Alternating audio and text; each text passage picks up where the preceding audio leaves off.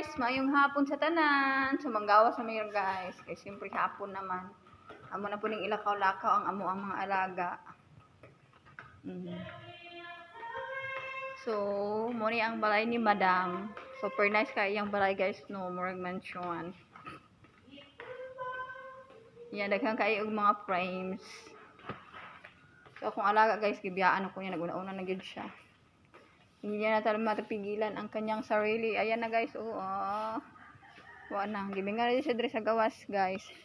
Siyempre, di man guna mo sila pwede pagawson og medyo init pa kasi puno dayon sila. So, mao ni karon guys. See? And, mabisita ta diri sa mga langgam, sa mga bao. Ayan. Hi guys! Mayong hapon. Ug naa sila diri guys, nangguna sila guys. Ug mo ni ilahang hardin. Diba? Naa sila pichay. Naa sila sibuyas dahon, alugbati, nga naunsa na ang color. Naa sila tangkong. Dili lang kay baboy mga ani guys. Mga tao dubod, pwede kaayo ni.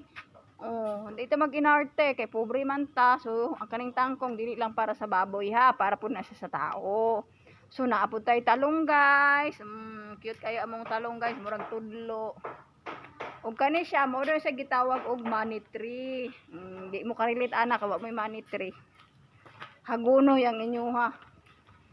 Og mao ni iyang likod guys. Nindot na kaayo, limpyo na. Syempre, limpyo na kay tungod sa ato ang kakugihan ni Ate Inday og ni Ate Lara. Ayan.